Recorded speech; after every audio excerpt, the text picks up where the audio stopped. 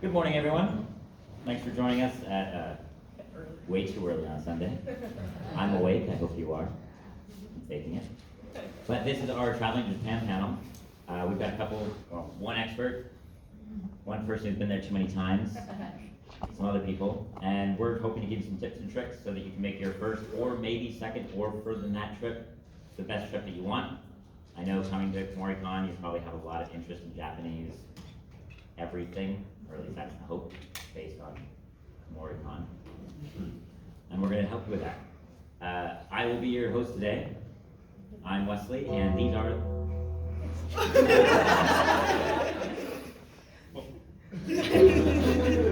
You're not the host. I'm the Annie Bros host. Line. Sit down. You know who you are? You're a smart, intelligent man who I respect a lot. Is that how this works? Is that how you tear people down? No, you're doing it all wrong, Kenny. I think you're witty and funny. I love you like a brother. Now shut up! Hey everybody. We're Annie Bros Creative. We do terrible comedy, really bad podcasts, and what was that? And Jeopardy. Oh yeah, we do Anime Jeopardy here at the con. More importantly, we actually all love Japan, except for myself, which is why I'm not up here. But on our panel today, we have Josh, who is a travel expert. We have Stacy. Oh, is there slides for this? Yeah. Oh, never mind. Well, I'm just going to pass it to you guys. I wasn't part of this. I just decided that I was going to take my job back, and I'm going to send Wes packing back to Japan in a week or so. Oh, yeah. Or on Monday. He's going to Rochester. It's a long thing. Anyway, you guys take over from here. I just wanted to get my smacks in. Is there butter in Japan again? Yeah, actually, I brought it back. Oh shit, I'm going.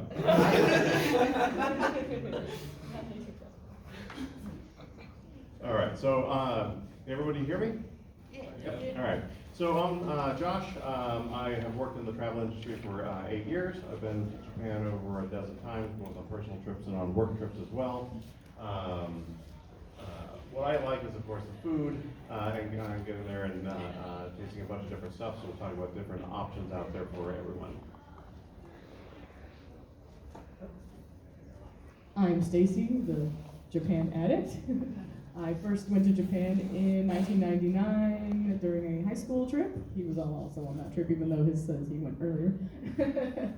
I've been to Japan twice this year for very specific events, as I mentioned, my favorite places to go. And yeah, I've been about 10 trips total, so I like going to Japan and study Japanese and doing other stuff.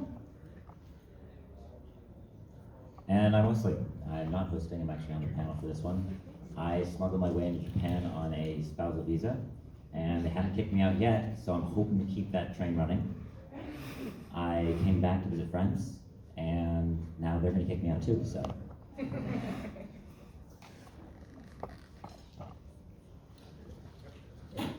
So I guess we'll preface it by, every situation is different. I mean, we can talk about our own experiences. Everything we say may not apply to everybody, but we do have experience, so it may be of some value.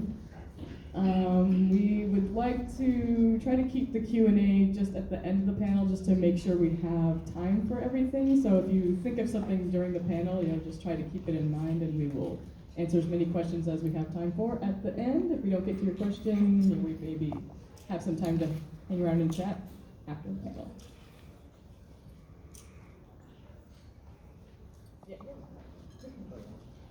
So, the where's pretty easy. You want to go to Japan. But as you can see, it is a large place to go. I think one of the easiest things to forget about Japan is that it's about the size of California, and you can't really see all of it in one go.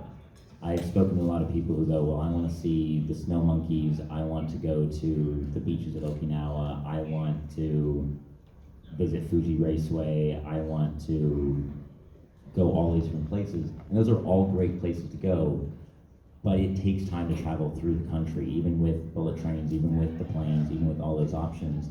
It's a large country, and so this is broken down into sections based on how Japan breaks down the regions. It's not a bad idea to try to focus on a region rather than saying, I'm going to do it all in one go. Because you will try to see it too fast, and you'll wind up coming home exhausted, not remembering what you've done. And so that's just something you want to look out for.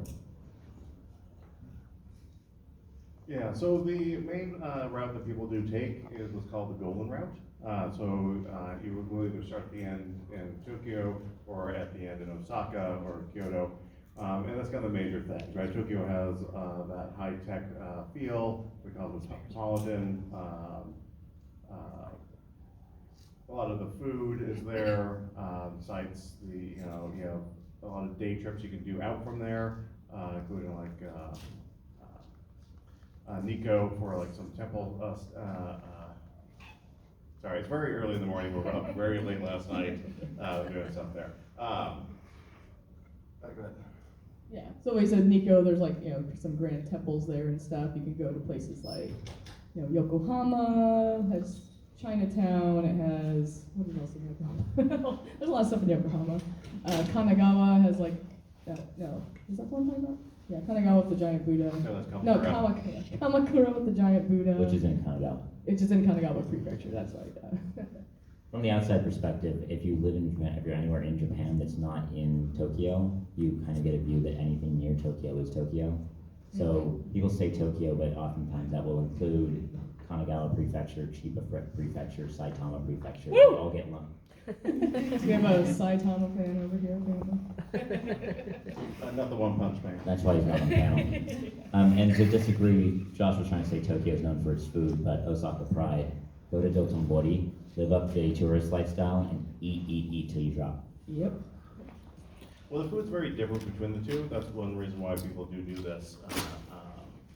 Even the types of soy sauce that are used in the cooking are different between the different regions. So definitely eat in Tokyo, eat everywhere you go. But again, there's a regional differences when you're there, and you'll see it very much between these ones here. I think Tokyo also has the most Michelin star restaurants of any city in the world, so there are a lot of good places to eat, though you may have to spend a lot of money or spend a lot of time waiting in lines to go to those places. Yeah. And of course, Kyoto is your ancient imperial capital. A lot of sites there to see as well, historical sites, temples, shrines as well. So again, this is why it's called the Golden Route. Most people, it's like 85% of people going to Japan will do this routing here. And they really don't get out. So the Japanese National Tourism Organization spends a lot of money trying to get people to go outside of these three cities, and we highly recommend doing that as well. Last year, after Japan was shut down for 3 years due to COVID, they reopened rather abruptly. We were just sitting there waiting because we haven't been able to go for a long time. We hadn't seen our friends Wes and Jen for many years. And so we decided to go to a place that we hadn't gone to. So again, we have the Golden Route with the 3 main cities that people will go see. This is a sample itinerary of one that we did when Japan reopened. And so Shikoku, you can see in the bottom right of the map there, is the smallest of the 4 main islands. It's also the least traveled to. And it's kind of a shame because it really does have a lot of cool things to go see. And so we're going to talk about some of those things there. So we came in on Tokushima City at the top right, in Tokushima Prefecture. Shikoku means 4 countries. There's 4 prefectures on there. That makes it easy there. Actually, yeah. There's these little things, like there's a lot of citrus, so again, with food and all that, this is a really good place to go to. But each of these 4 prefectures have their own citrus focus. So Tokushima is known for sudachi, which is like a type of lime, where Ehime is really known for oranges, and they have like 20 different types of oranges that are coming into season at different times throughout the year. So again, depending on where you're going, you can get different treats that way. Regional differences. Anyone had like a daifuku ever before? The strawberry with the red bean paste and the mochi. So in Ehime, they do that, but with an orange. Right, so again, slightly different than what you would get on the main. You're also missing the best part. Japan is known for mascots, and they have adorable mascots. And Ehime really lives up to the orange bit. And they have Mikyan, who is an orange cat. And then because they found an old Mikyon costume in a closet somewhere that had forgotten, they decided to fix it up and make an evil Mikyon as a rival. Dark Mikyon. So you can go and you can get Mikyon versus Dark Mikyon goods while eating your oranges, and I mean, that's the best part. It's just one of those quirky, only in Japan will you find random stuff like this. On a side note, also, Matsuyama up there on the top left has one of the bathhouses that was used as inspiration for the bathhouse in Spirited Away. And so when you start to get off the beaten path, you're going to find things like that. And that's where you can really find some things that you might go, I never would have found that. And you're going to see amazing things in Kyoto, Osaka, Tokyo, and those, don't get me wrong. But when you start to get off there, you will find some really amazing things as well. Because Shodo Island shown up there also has the windmills that you see in Kiki's delivery service. And they had a whole thing there where you could like rent a broom and like pretend like you're flying next to the windmills. So. Yeah, you just have to line up your shots because there's Yeah. about 50 other people doing the same bit. But Yeah, it just reopened for tourism, so it wasn't that crowded, especially because we were like way out, in a place where people don't usually go. But there was still like a whole lot of tourists up there, like jumping on their brooms and trying to pretend to fly. Yeah, actually, so it was this month that Japan's tourism levels exceeded that of 2019. Where you're talking about tens of millions of people coming in. So it's definitely the best time to go is sooner rather than later. We have another bit about that as well.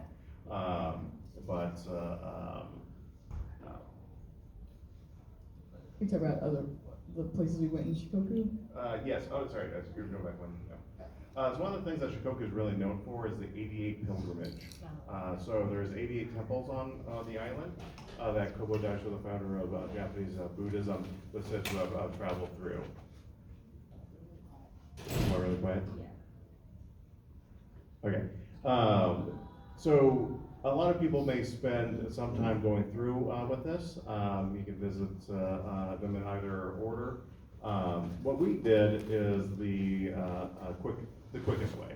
We went to the first one, and then we drove to the last one. And then the last one, in the basement, they have 88 shrines for each of the different ones they have, with soil from each one, and you can just count that as it. And then in Buddhism, they're like, oh yeah, that counts. And that totally counts to do the 88 that way.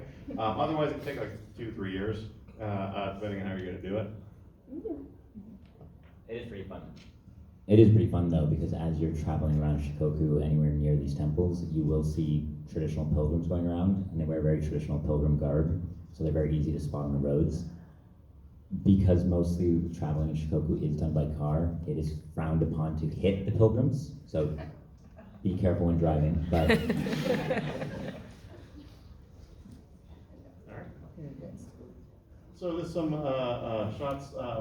Again, why are we here? Because we like anime and things that are Japanese. A lot of people really again focus on the main area. So in Shikoku, they have this great theme park that they have the big giant Godzilla that you can zip line through its mouth. They also have like a Naruto village as well that you can visit. Yeah, well, that place had like 5 different theme parks in one. But they have Dragon Quest. yeah, it probably also changes out because a lot of times it's like, yeah, they have one for a while, then they change out to a new one. But and then you also have your traditional, right? So you have your more modern stuff you can see. That is a puppet. Because they do bunraku, which are puppets about 3-4 feet, and then the people dress in black and they manipulate them around. And this is one where the person gets their face cut off in very exciting puppet action. But you can kind of see the inner workings of that. And of course, you also have onsen as well. This is one thing that both Wes and I liked. That trip was only. oh my god. It was a 9-day trip and we took 11 baths. Which is too It few. was, it was a lot, yeah. I'm not as into the onsen as they are, but. So here, Japan itself is very mountainous, and where we were, which is kind of the center of that map, is a very, very remote area with very steep cliffs. So it's effectively just the cliff, a 2-lane road, the hotel, which is about 2 rooms wide, and then they have this funicular up in the back, up to the onsen. which is a very cool spot to go. And this is, again, why you want to kind of get out of the beaten path, because you're going to find these little gems here to go see. The other picture there, you can see a traditional Japanese meal as well. So I definitely recommend people to go to ryokans and own, which typically have onsens and stuff like that. We can get them elsewhere as well. Where here you have the orori, or the charcoal grill. So they have river fish, and they have a specialty of the region, which is different vegetables with a thick miso paste grilled over that. I think they had like pickled persimmon Yeah, as well. persimmon, and because it was fall, they also had this amazing like pumpkin pudding dessert. Yeah. Because a lot of it's also very seasonal too, so going at different times of year, you'll find different specialties will be available. Japan is very proud of the fact that they have 4 seasons. It's something you won't find anywhere else in the world, according to Japan. What was the temperature in Osaka a week ago? 27 degrees Celsius.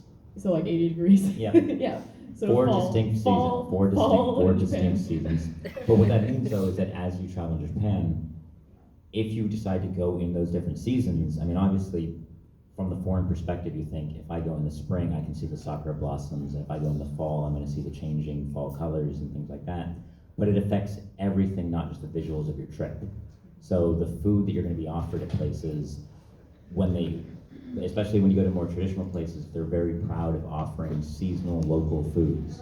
And so as you go at the different times of years, that's going to vary so wildly that you can do the same trip twice at different times of years and have entirely different experiences. Yeah, even the McDonald's actually changes up its menu depending on the seasons as well. Yeah. So this is the view. Later on, we tell you don't do this, but this was a very good view of the hot springs. This is a room or a outside one. So again, you can imagine this in different seasons, right? This was fall, so you have the changing foliage. You can also imagine this in winter with thick snow falling and hot water, or cherry blossoms in the springtime as well.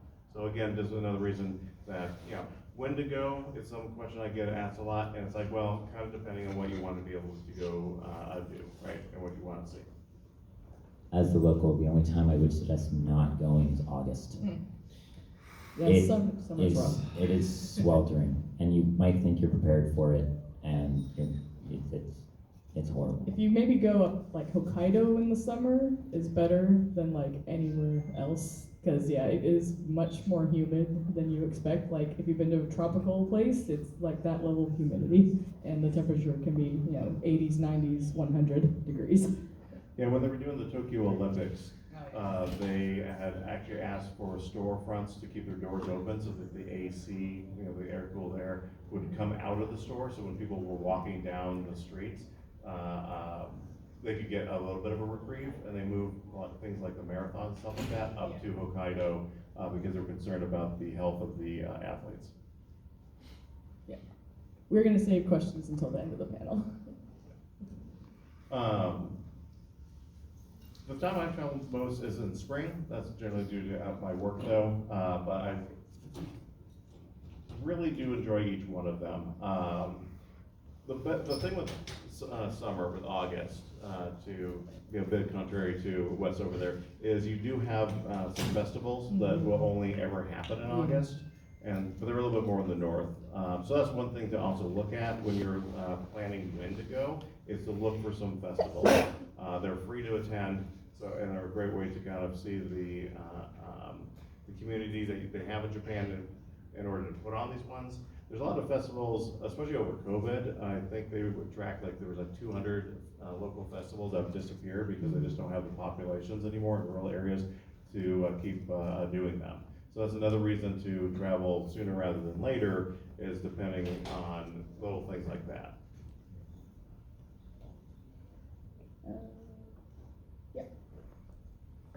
Yeah, so one thing to consider when you're planning, there's time versus money. There are some cases where you can save both, but usually you can only save one and have to use the other. So it's one thing to consider when you're looking at how much time you're going for, when you're planning your trip. Like if you're only going for a short time, there may be times where it's better to spend more money, say like on like lodging that's closer to a train station, so you're not spending so much time, just trying to. Because some people don't like, oh well, the train from here to here is this, but you also have to account walking to the train station. So you want to make sure that you're staying in places that are accessible to train lines, that are useful train lines also, that you don't have to transfer a million times to get to where you're trying to go. So yeah, those will usually cost you some more money in the long run, but it's all part of the budgeting and planning for the trip. Just I visited friends in Tokyo, and they made the decision to stay in this tiny little station on the Yamanote line, which is the big circular line through Tokyo called Takara no Baba, because years ago they'd done a study abroad in Waseda, and they had these great memories of it. Unfortunately, it did mean that every morning we had to wait for them to get on the Yamanote line, which in morning rush hour is packed, to travel to a place that we could meet up to go elsewhere. It worked, but I still hold it against them. You were in Shinokubo. That wasn't too far from Takara no Baba even. But yeah, so that was a trip where we were more budget minded, but we were a bit further from the station on that one. So in our experience, we would not choose that location again, because again it was like, well, this is cheap, but it's cheap for a reason, because it was kind of not really where many sites were, or near the sites that we wanted to be. One of the big ways that it's really hard sometimes to make this decision, and unfortunately in the post-COVID Japan they're making it more difficult, is dealing with transport. And we're going to talk about that in a little bit, but do keep it in mind that if you're going to Japan, you're going to hear about something called the JR Rail Pass. And there's been some big changes to that recently, so we'll get to that in just a moment. Yes, we're talking about the Wendigo. If you look at this chart here, this is the 5-year yen value. It has dropped significantly. So, so bad for people living in Japan, but right now the dollar is very strong against the yen, about 150 yen to the dollar. So before the yen recovers, it might be a good idea to go, because you'll get more value for your trip. Basically, you'll be getting like 65% of the. For foreigners, one of the really good things right now is that the yen value has tanked, but in-country prices haven't really changed that much. Mm-hmm. So if you go, your buying power is about 150% of what it was. Yeah. Just a year ago, it was about 100 yen to the dollar. Now it's 150. Mm-hmm. But the in-country prices. Now, on the flip side, something that has been happening because of that you will have to watch out for, especially in bigger cities, especially as you get away from I hesitate to say safer areas, but if you get into areas that are a little bit more nightlifey, there have been reports coming out, especially out of Tokyo, where restaurants go, oh, an obvious foreigner walked in, and they pull out a separate menu where all the prices have suddenly gone up. That's going to be, I don't want to point fingers at Kabukicho, but I'm going to. So it is something to be aware of, but if you're staying in the non-Kabukicho areas, you'll be fine. Yeah, Kabukicho is the red light district in Tokyo. That's right next to the Shinjuku station, which is one of the main stations there. There has been a U.S. State Department warning for Kabukicho and for places in Ginza as well, where people will go in and then have their cost of their drinks go for start at 500 yen or $4, and then it moves up to $50 a drink. Yeah. And then the security guards will escort you to a ATM to take out your money and stuff like that. So something to be aware of. Japan is very, very safe, but in those areas there, as we're highlighting, just be a bit more cautious.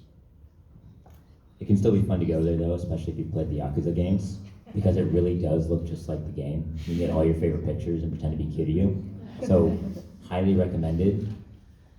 But the Yakuza games are set there for a reason.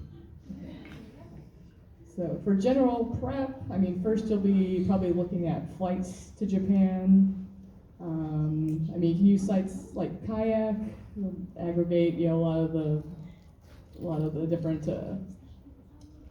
carriers and stuff. Sometimes you can get it a bit cheaper through the airline directly, but that's not always the case.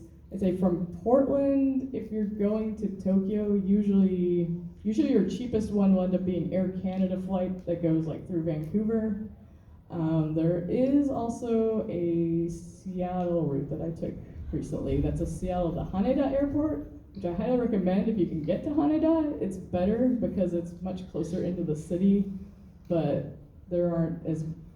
It used to be that was like only a domestic airport, but they are opening it up more to more international flights now. So I would recommend if you see flights that are to Haneda rather than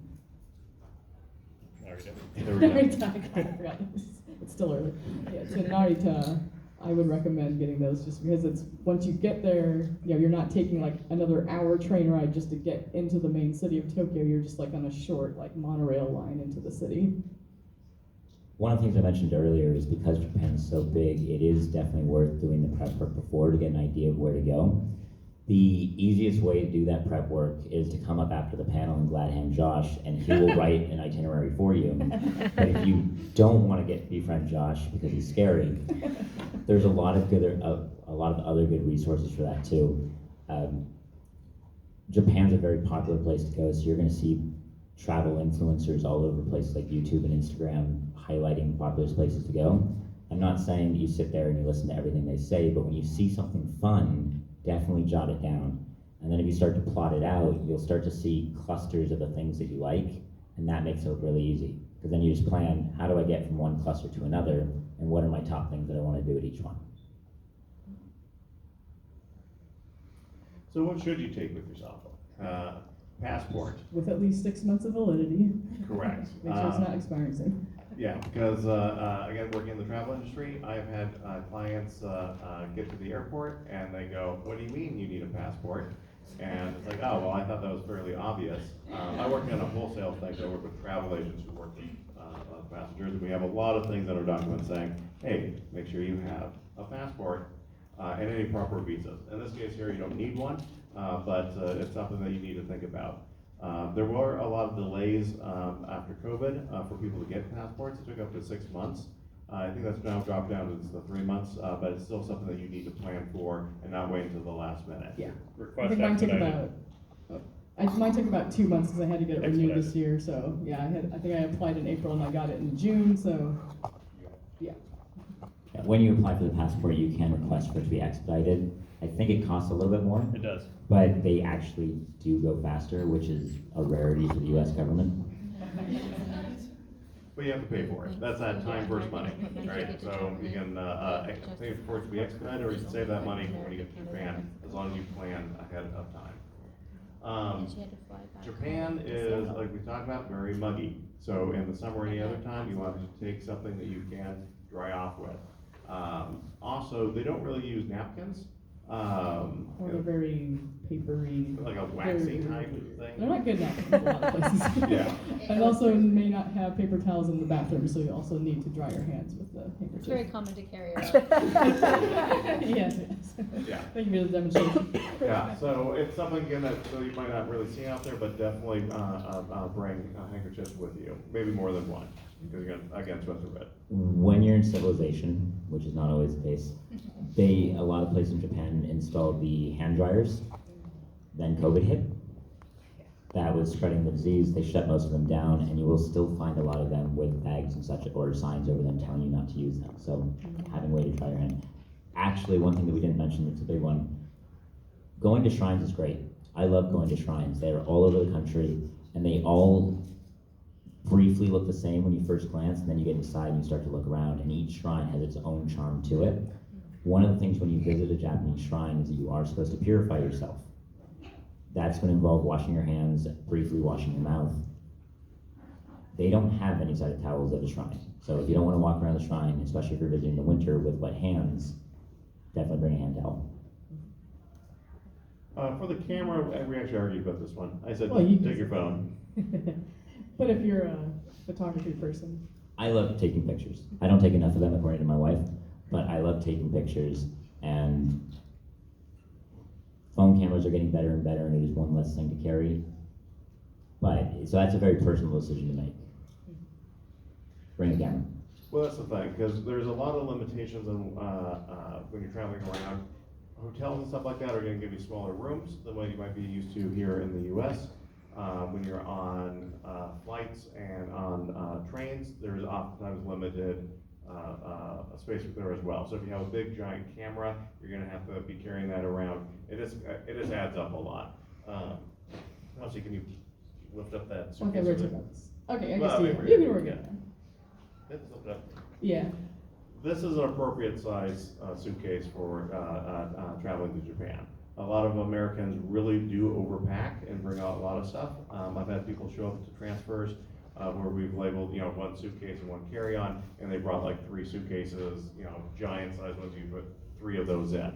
You have to carry that everywhere. In Japan, there are escalators, there are elevators, but you sometimes have to go out of your way to go find them.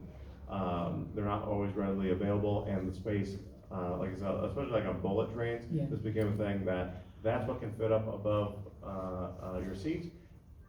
If you have anything bigger, you have to reserve specialty seats, which are the last seats in the car. There's only about 8 cars on a bullet train, so there's only 32 seats that you can accommodate larger ones, and it costs you extra money to do so. What can be good is to bring one like that in like a duffel bag, so when you buy a bunch of stuff, which most likely people are gonna do, and you come back to the United States, you can then check that one and carry that one on. Yeah.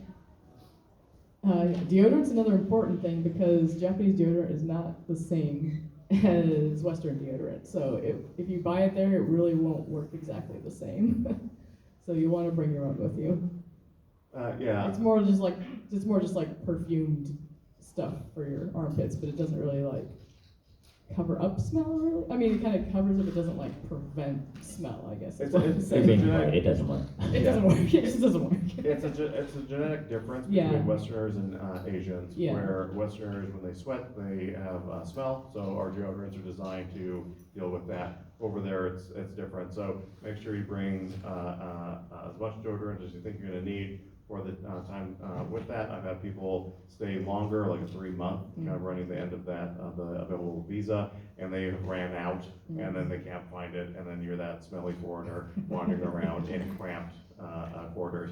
That whole thing we were talking about, don't travel during rush hour on the trains, and they're shoving people in, that is what it's like.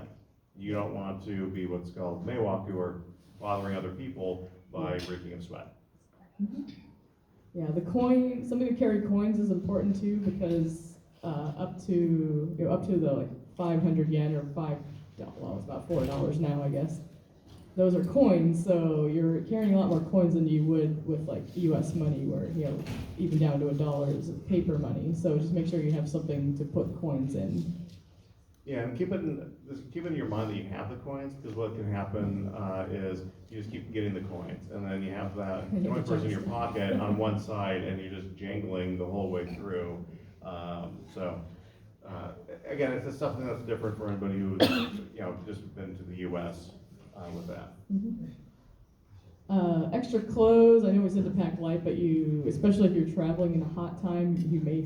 Even if with the deodorant stuff, you will sweat a lot, so I would recommend having like a little bit extra clothes, like light clothes that you might think you need, because you may end up. I went hiking in September in Japan, and that was a bad idea because I did not have any extra clothes. Anyway. Yeah, you can also buy lighter wear clothes or ones that are quick dry, right? That you might not normally be wearing, but something you can wash quickly, hang up to dry. But of course, when it's 90%, 100% humidity, it takes very long to do that. So again, what you can look at is time versus money. You could, if you're staying at a hotel, they oftentimes will have laundromat, or you could go to a laundromat to clean your clothes. One will be cheaper, one will be more expensive, but you have to spend more time if you go do it yourself. But that's another option to travel lighter. I know JAL, the Japanese airlines, they're running a pilot program where you rent clothes from them in order to try and reduce the size of luggage that people are bringing. You could also just buy new clothes where you're there. As well, I've also known people who will bring stuff over, and then what they do is they just throw away their clothes as they use them, because they bring like older clothes, and that way they create space in their luggage to then buy stuff to bring back. yeah, that kind of goes with the space and luggage. Either, yeah, don't pack too heavy, or as I said, like maybe bring an extra like light duffel bag or something that you can use as a carry-on at the end of your trip. And then also, did you want? I mean, Yeah. quick show of hands, who here has been to the merch hall here? And who here bought stuff from the merch hall here? What? Yeah. Oh, you mean the one Yeah. that has the RSL? So we were already talking about how the yen has completely devalued. Imagine walking through the merch hall here, but you're not paying import fees, and you've got another 33% off. Yeah.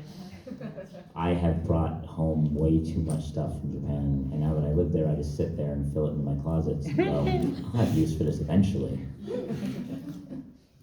Yeah, and then the last point on here is before you go, it may be because you will not always find public Wi-Fi in a lot of places in Japan. I mean, there are some carriers. You want to check with your mobile carrier first, because some, will offer, like the T-Mobile T-Mobile. offers like good international coverage, but I think with like Verizon and stuff, like you can get it, but you have to like pay an extra fee per day. So- T-Mobile for an extra cost, you can use a carrier, there's a carrier in Japan, like a sister carrier, so you just switch over to that Okay. carrier Yeah. for like $30 a month or whatever. Yeah, but yeah, another option, what we've done before is get a rental Wi-Fi, so then you always have a Wi-Fi available wherever you're going in case the places don't have it. You could also get SIM cards when you're there if you'd like to have the mobile data. Japan does make the rental Wi-Fi really, really convenient. You'll pick it up right in the airport when you land. They'll keep it with you the whole time. They'll give you a bag that you stick it in at the end, and then when you go back to the airport on your way out, there's a box, you just drop it into a mailbox there in the airport. It's no muss, no fuss. When I came back here to the States, I was looking for something similar, I couldn't find it. No. So I'm just hanging out with friends, and every time I need them to look something up, I beg them to. Yeah, it's something to definitely make sure to reserve ahead of time. Again, that's part of the prep of it, is to see what you need. With the visitor numbers going up above 2019 levels, I've heard reports of sometimes when people wait till the last moment, they can't find any of these because they're already all reserved and handed out. Online. Yeah, you just go online, you can just search for. I think, well, the one I used before was called Ninja Wi-Fi. Yeah, that's And what if you they're went called. through a site called Tokyo Cheapo, they had like a promo code for Ninja Wi-Fi. I don't know if they're still doing that, but I did it a couple of times.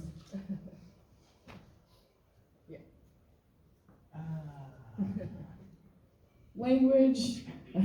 So I can ask for food, thank people for the food, and pay for the food, and that's really as far as I have gone with it. And you can travel to Japan with that mostly.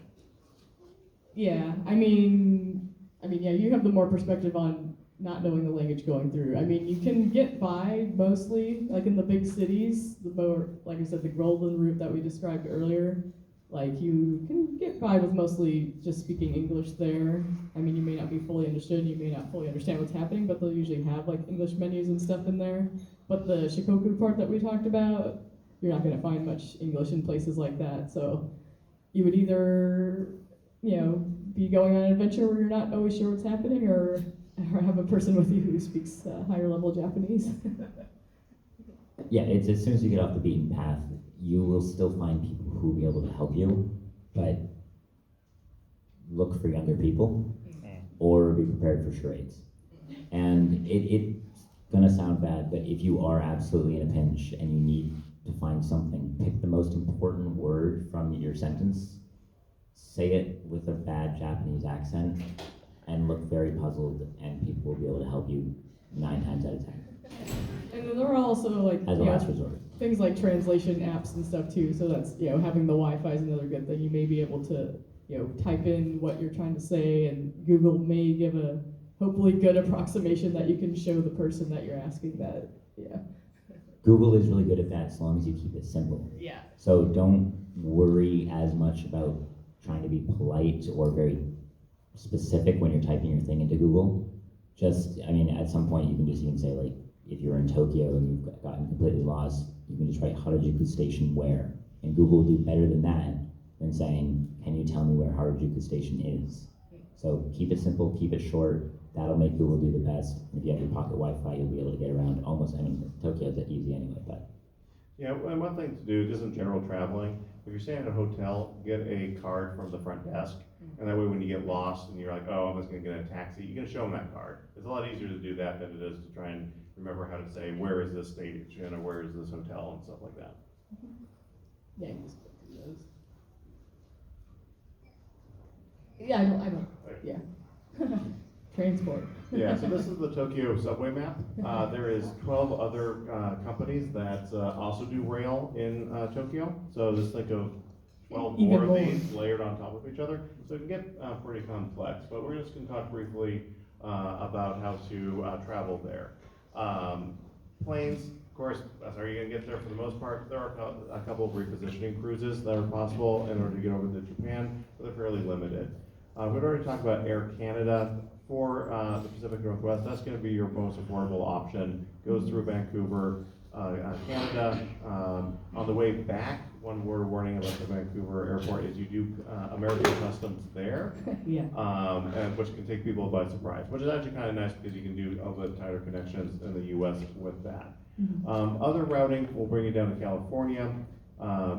This is one of those time versus money. You can go cheap and have like a double connection going down to like California, to Hawaii, over to Japan, or eventually Oregon. The PDX is supposed to get another direct flight from Delta. That's your most expensive option, but again, you just fly to Tokyo. Done. It's a lot easier, but time versus money on that. Another big thing to watch out for flights is always check out the Japanese airlines. For instance, JAL and American Airlines are partners, but if you book your flight through American, you get one free 50-pound bag. If you book your flight through JAL, you get 2 free 50-pound bags. So instantly you've doubled your luggage space per person traveling that you can fill with all the goods that you want.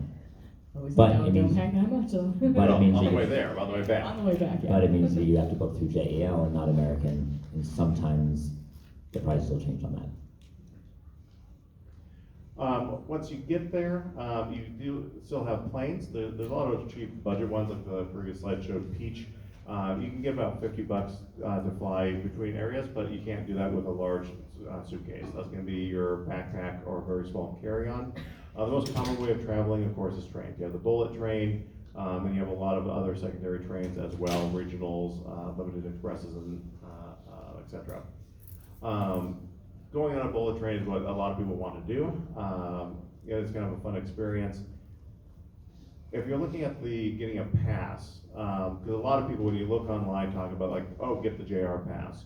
That was one thing that was affected by the inflation issue in Japan, and those prices have gone up 60% this year compared to what it was before. So it's not as great of a deal. You really have to plan out your trip.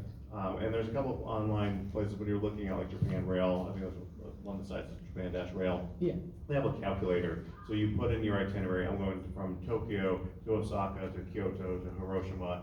And it counts it up, and then it'll go, oh, and this is where your break-even point is to buy a pass. There are a lot of regional passes to look for as well. So when people say JR pass, they usually mean the global ones. But if you're only going to like Tokyo North to what's called Tohoku, there's a Tohoku pass, and it's much cheaper to buy those regional passes. And also, again, to maximize your time is not to run around and see as many spots as you can possibly fit in, because there's no point to like go to Kyoto and see Kiyomizu Temple for 5 minutes because you have to then jump on a train to go see something else. You really do want to budget extra time to get around and be actually like enjoy stuff. So again, look into the regional passes. There's a lot of good budget options out there. And also, just for the regular trains, it's a good idea if you can to get like just like the Suica, just like the transit cards. Like the You just Omnibus. you can just like load it up with money, so you're not having every time you go from one station to another get to calculate and buy a specific ticket for that specific amount. If you can, just load up an amount on the card and then tap it, and then it will automatically deduct the amount once you get to the next station.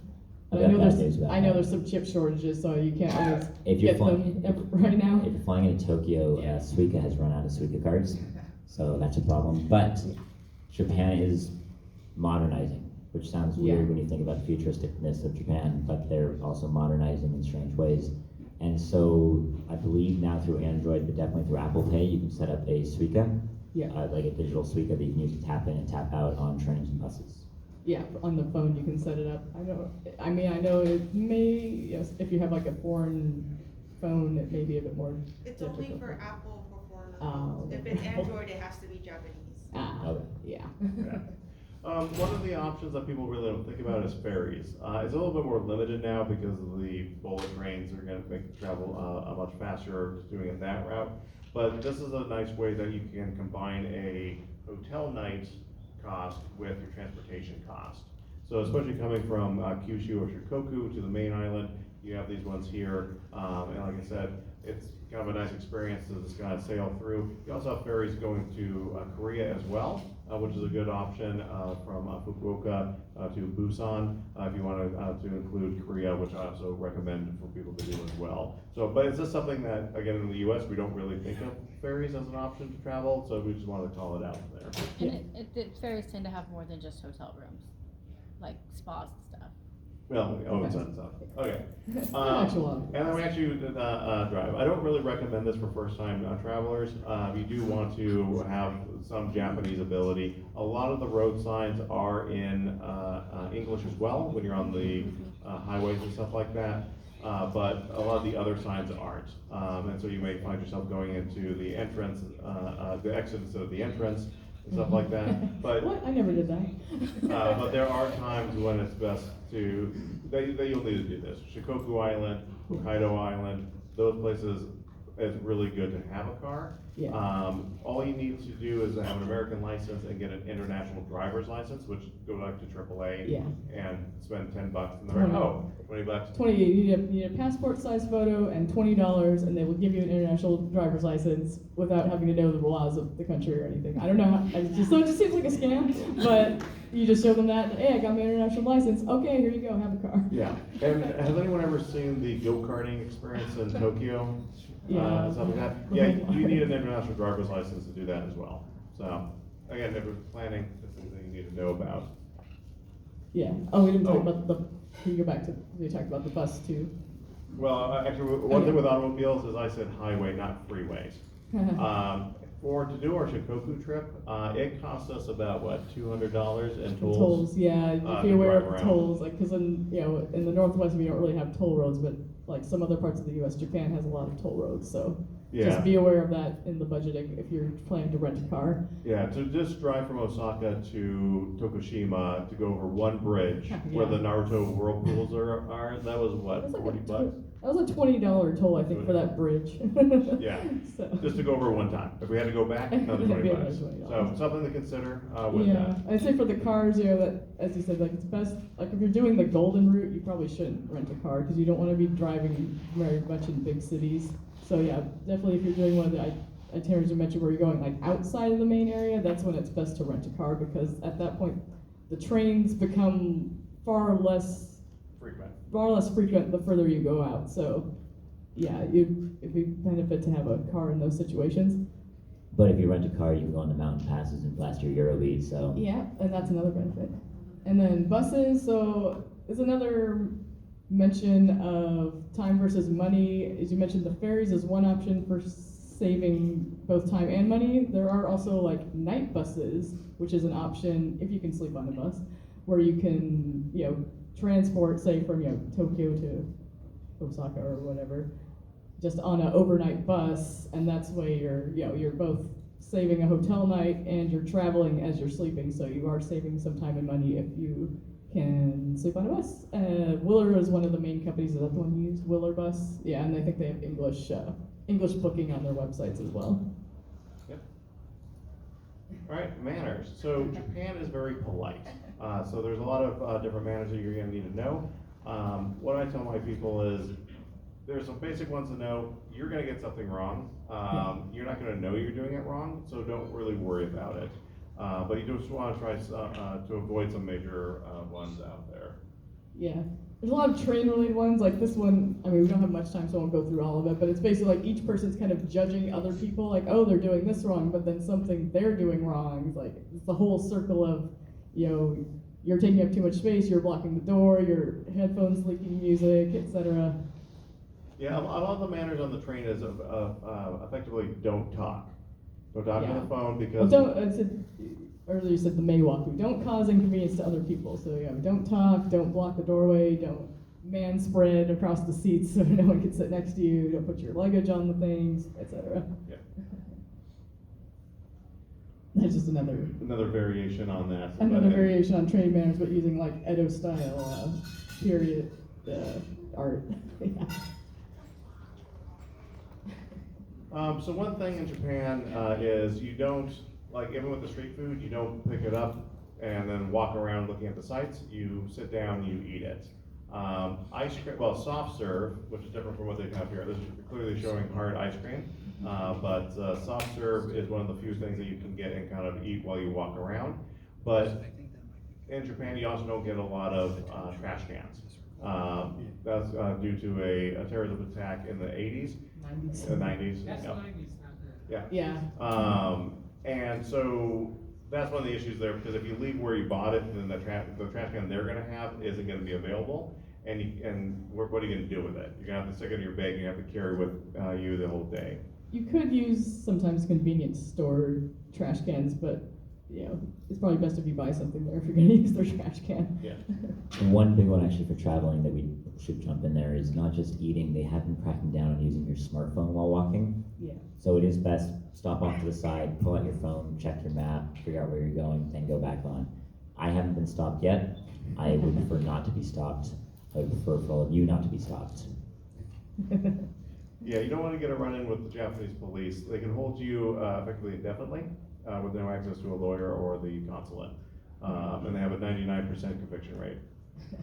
Because they force a lot of confessions out of people. Yeah. They're not gonna do that to you for walking with a smartphone. No. I'm not trying to scare you with that. Yeah, Don't, yeah, don't yeah. worry about that. Just Just don't do want crimes drugs in for people and Japan. you're fine. Don't Yeah. do crimes in Japan, especially Oh. not drug-related things. Well, that's the thing. So drug-related things. So there's a lot of common over-the-counter drugs available here in the U.S., like Ritalin or any stimulants and stuff like that. Nasal sprays for congestion, and that's like a 5-year prison sentence in Japan. Yes, if you have medications, make sure to check before you go which ones you're allowed to bring with you. We talked about that, going to a hot spring in Onsen is very fun, relaxing, a great way to experience Japan. There's a lot of rules around that. The main thing is before you get into the water, you need to wash yourself fully, and then you get into the shared soaking pool with people. Like I said, it's shared. So if you're going to the public ones, you're going to be nude. You cannot wear swimsuits into these. You can't put a towel around your midsection and go in and have that touch the water. All of that is considered to be very rude and kind of ruins the water. And it makes the water unclean when you do it that way. When you're staying at a hot springs, like a hotel itself, oftentimes they may have a private option, either a little tub in the room itself, or you can even like rent a section of the hot springs for like 2 hours for you to go and enjoy that. Also, if you have tattoos, that oftentimes will get you kicked out of different places. Hot springs are one area. Pools at the hotel, amusement parks can also be places where Yeah. if you have a visible tattoo, you may be kicked out of. Yeah, it's mostly because of the Yakuza in Japan that they don't want Yakuza around. And I mean, I think they're more lenient on foreigners than Japanese people with tattoos. Yes, but we have been asked to leave because Stacey has a No, tattoo. I just didn't go to the ones that said. No. Other places we've been kicked out. Sick tat, I've bro. never been kicked out of somewhere for a tattoo. They're very subtle about it. Anyway, so here are some things here. Again, don't put your towel in the water itself. Don't wash yourself in the shared pool.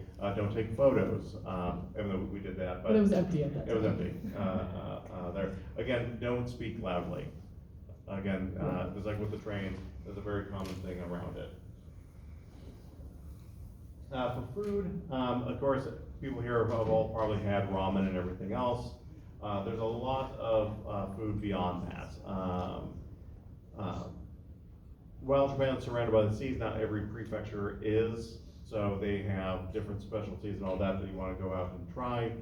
Definitely try what you might consider Western food in Japan as well. Don't just limit yourself to just purely Japanese stuff, because they oftentimes take a unique spin on Italian food or bakeries. My mother loves Paris, loves France, loves the croissants, and she said that the croissants in Japan were way better. Because Japan usually picks one thing and gets really good at it. Again, there's different regional specialties. Everyone's heard of ramen. I'm pretty sure nobody's really ever heard of Tokushima ramen, where the broth is more like a gravy consistency. It's very thick. It's oftentimes served with a raw egg right there in the middle as well, and oftentimes with a side of rice. So you have your noodles and you have your rice, very filling, very thick in that. Of course, you also have other things that might be a little bit more dangerous, like fugu or blowfish. These can only be prepared in specialty restaurants because if they get it wrong, you can die from it. Usually there's a little bit of a tingle when you eat this stuff from that nerve poison from it, but it's fine. It's fine. Yeah. We survived. Yeah. This is actually going to go back into the prep station as well. Japan outside of Tokyo is very proud of their local regional specialties. Tokyo imports everything because it's a great hellscape. But when you're looking at the places to go, it's always worth picking the big city or picking somewhere you're near and typing in a regional specialty for food, because they'll all have one and it's always going to be good. I've never tried a bad regional specialty. Culture shock. Toilets. We have two different images here.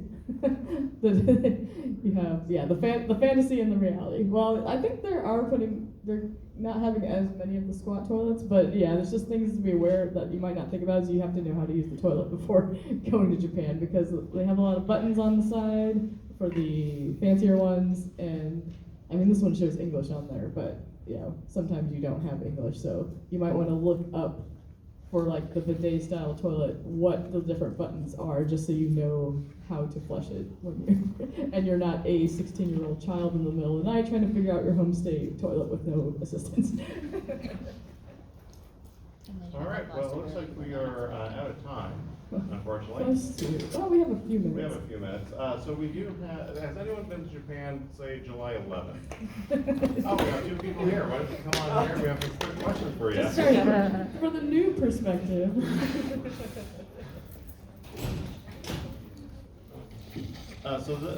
This is our number 2 fan for Ambrose Creative and our number 1 fan.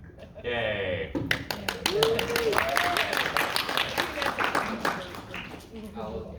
Yes. So where did you guys go on your trip to Japan earlier this year? That on? Nope.